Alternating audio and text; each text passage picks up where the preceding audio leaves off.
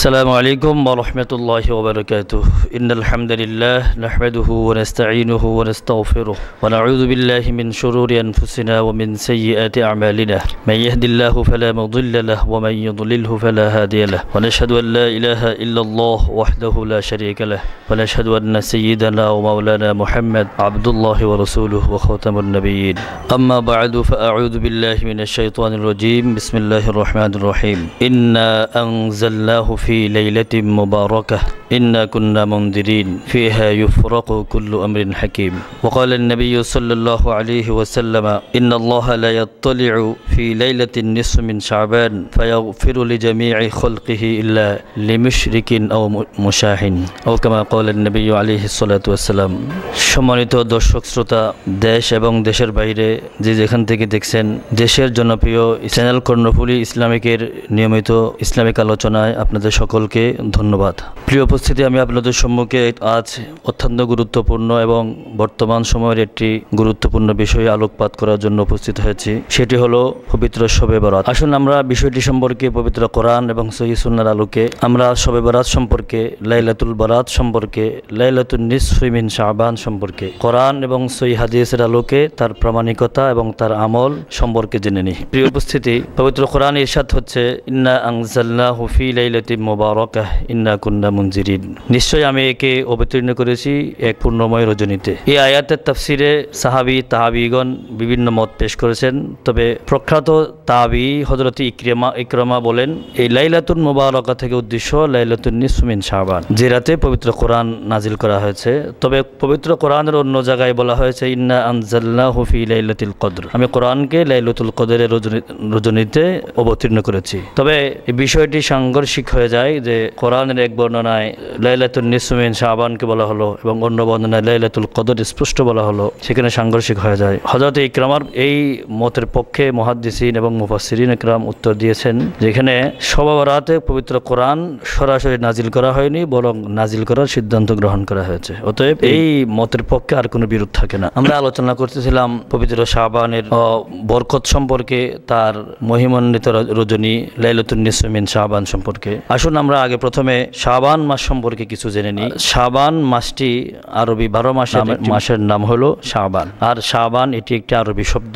শাবান শব্দের অর্থ হলো বিস্তৃত হওয়া, ছড়িয়ে পড়া। আর এই মাসে যেহেতু আল্লাহ পাক রব্বুল আলামিনের রহমত, বরকত, আল্লাহ পাকের দয়া ছড়িয়ে পড়ে, সেজন্য এই মাসকে শাবান বলা হয়। এছাড়া নবী করিম সাল্লাল্লাহু আলাইহি ওয়াসাল্লাম হাদিসেও বলেছেন যে শাবানকে কেন শাবান করে নাম রাখা হয়েছে। ইন্নামা সুম্মিয়া লিশাবানা লিআন্নাহু ইয়ানসাইবু ফিহা লিরমাদান ফিহি খায়রুন কাসীর, যে এই মাসকে শাবান করে এজন্যই নাম রাখা হয়েছে যেহেতু এই মাসে আল্লাহ পাকের রহমত ছড়িয়ে পড়ে, অনেক বরকত এই মাসে আল্লাহ পাকের পক্ষ থেকে সৃষ্টিকুলের প্রতি বিস্তৃত হয়, সেজন্য এই মাসকে শাবান করে নাম রাখা হয়েছে। এ হলো শাবানের পুরো মাসের একটি বরকত এবং এই মাসের ফজিলত সম্পর্কে আমরা জ্ঞাত হলাম। তবে শাবানের আরো তাৎপর্য ফুটে ওঠে তার নাম থেকে। শাবান শব্দটি লিখতে 5টি অক্ষর লাগে, শিন, আইন, বা, আলিফ, নুন। এই 5টি অক্ষর দ্বারা শাবান শব্দটি গঠিত হয়। এই 5টি হরফ থেকেই এই মাসের তাৎপর্য ফুটে ওঠে। যেমন প্রথম অক্ষর হলো শিন, শিন থেকে নির্দেশ করে শরফুন অর্থাৎ সম্মান, যে ব্যক্তি এই মাসে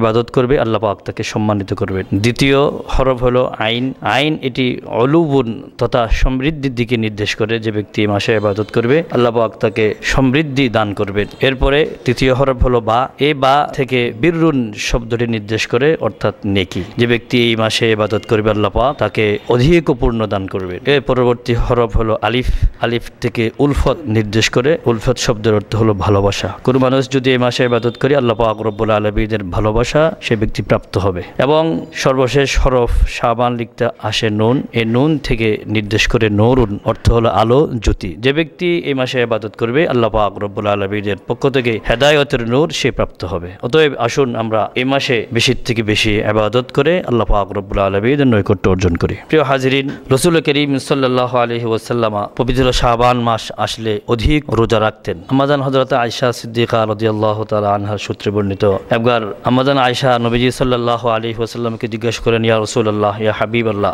আপনি শাবান মাস আসলে বেশি বেশি কেন রোজা রাখতেন? নবীজি সাল্লাল্লাহু আলাইহি ওয়াসাল্লাম এর উত্তরে বলেন, ওয়া হুয়া শাহরুন তুরফাউ ফীহিল আমাল ইলা রাব্বিল আলামিন ফাউহিব্বু আন তুরফা আমালি ওয়া আনা সাইম। এই মাস এমন একটি মাস যে মাসে বান্দার আমল আল্লাহর কাছে পেশ করা হয়, এবং আমি চাই যে আমার আমলটি এমন অবস্থায় উপস্থাপন করা হোক যে সময় আমি রোজাদার। এই কারণেই আমি শাবান মাসে বেশি বেশি রোজা রাখি। আসুন আমরা এই মাস, পুরো মাস যখনই সুযোগ হয় বেশি বেশি রোজা রেখে নবীজির এই সুন্নাহর উপরে আমল করার তৌফিক আল্লাহ পাক দান করুন। এবং এই রাত সম্পর্কে সহিহ হাদিসে এসেছে, হাদিস নাসাই শরীফ এবং ইবনে হিব্বানে, সহিহ ইবনে হিব্বানে বর্ণিত হয়েছে, নবীজি সাল্লাল্লাহু আলাইহি ওয়াসাল্লাম বলেন, ইন্নাল্লাহা লা ইয়াত্তালিউ ফি লাইলাতিন নিসফি মিন শাবান ফায়াগফিরু লিজামিই খালকিহি ইল্লা লিমুশরিকিন আও মুশাহিন। নবীজি সাল্লাল্লাহু আলাইহি ওয়াসাল্লাম বলেন, আল্লাহ পাক রব্বুল আলামিন লাইলাতুন নিসফি মিন শাবান তথা শাবানের মধ্য রজনীতে আল্লাহ পাক সৃষ্টির প্রতি দৃষ্টি নিবেশ করেন, আল্লাহ পাক দৃষ্টি আকর্ষণ করেন। আল্লাহ পাক সকল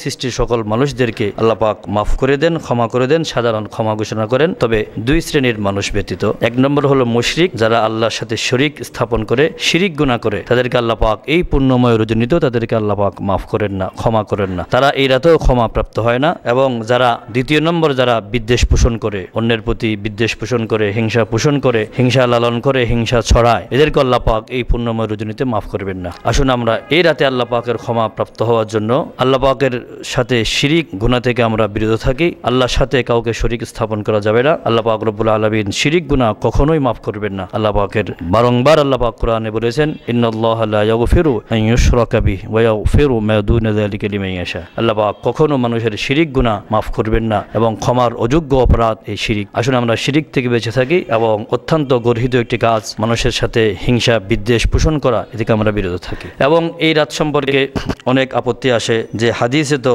শবে বরাত কোনো শব্দ বলতে উল্লেখ নাই, লাইলাতুল বরাত এবং শবে বরাত সম্পর্কে কোনো সহি হাদিস পাওয়া যায় না। কথাটা আংশিক সঠিক, তবে হাদিসের কোথাও শবে বরাত উল্লেখ নাই, লাইলাতুল বরাত উল্লেখ, কারণ সব শব্দটি হলো ফার্সি। নবীজি সাল্লাল্লাহু আলাইহি ওয়াসাল্লাম এসেছিলেন আরবে, এবং নবীজির সকল হাদিসগুলো ছিল আরবি। তো সব যেহেতু ফার্সি শব্দ, এই সব আমরা হাদিসে খুঁজলে পাবো কোত্থেকে? সেই কারণে হাদিসের কোথাও যে শবে বরাত শব্দটা কোথাও নাই, কথাটা সঠিক। তবে এই রাতের ফজিলত অনেকেই এটা বলে এই রাতকে পরিপূর্ণ অস্বীকার করে। কেউ এই রাত সম্পর্কে খুব ছাড়াছাড়িতে যায়, এই রাতের ফজিলতকে সম্পূর্ণ অস্বীকার করে, আবার কেউ কেউ এই রাতকে কেন্দ্র করে অনেক বাড়াবাড়িতে যায়। আসুন আমরা শবে বরাতকে বাড়াবাড়ি এবং ছাড়াছাড়ির থেকে মুক্ত হয়ে সঠিক পন্থায় শবে বরাতকে পালন করি। তো আসুন, হাদিসের পরিভাষায় এই রাতকে লাইলাতুন নিসফি মিন শাবান বলা হয়েছে। লাইলাতুন নিসফি মিন শাবান যে রাত, এটি থেকেই শবে বরাত বোঝা যায়, এটি থেকে এই রাত থেকেই এই রাতের ফজিলত বোঝা যায়। তবে এই রাতে কোনো নির্দিষ্ট কোনো আমল সহি হাদিস দ্বারা এত রাকাত নামাজ পড়তে হবে, এত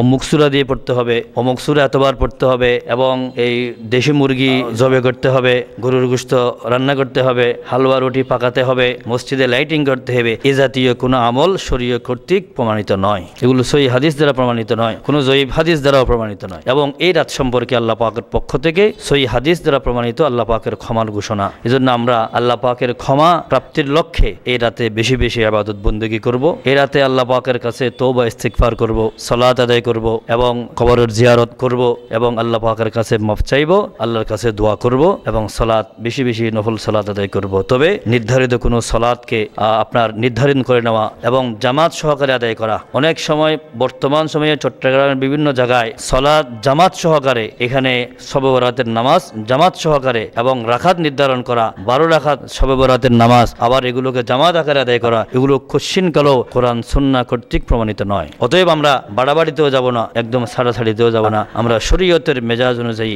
ইতাদালি মেজাজে মধ্যম পন্থায় আমরা শরীয়তের এই ইবাদতকে পূর্ণময় রজনীকে পালন করার চেষ্টা করব। আমরা এই রাতে বেশি বেশি তওবা ইস্তিগফার করব, কোরআনুল কারীমের তেলাওয়াত করব, নফল সালাত আদায় করব, এবং কবরের জিয়ারত করব, এবং আল্লাহ পাকের ক্ষমা, যেহেতু আল্লাহ পাক এগুলো করব কেন? আল্লাহ পাকের ক্ষমা প্রাপ্ত হওয়ার জন্য, আল্লাহ পাকের নৈকট্য প্রাপ্ত হওয়ার জন্য। কোরআনের তেলাওয়াত অত্যন্ত উপকারী আমল। সালাতের মাধ্যমে বান্দা আল্লাহ পাকের নৈকট্য অর্জন করতে পারে, তেলাওয়াতের মাধ্যমে আল্লাহ পাকের নৈকট্য অর্জন করতে পারে, এবং তাসবিহ তাহলিলের মাধ্যমে তওবা ইস্তিগফারের মাধ্যমে আল্লাহ পাকের নৈকট্য অর্জন করা যায়। এজন্যই আমরা সালাত, কোরআনুল কারীমের তেলাওয়াত, তাসবিহাত এবং দোয়া এবং জিকির আজকার এবং আমরা কবরের জিয়ারত করার চেষ্টা করব। আল্লাহ পাক আমাদের সকলকে আমল করার তৌফিক দান করুন। পবিত্র শবে বরাতকে আমরা বাড়াবাড়ি এবং ছাড়াছাড়ি উভয়টার থেকে বাঁচিয়ে মধ্যপন্থায় শরীয়তের নির্ধারিত পন্থায় আমল করার তৌফিক দান করুন। ওয়া আখির দাওয়ানা আনিল হামদুলিল্লাহি রাব্বিল আলামিন।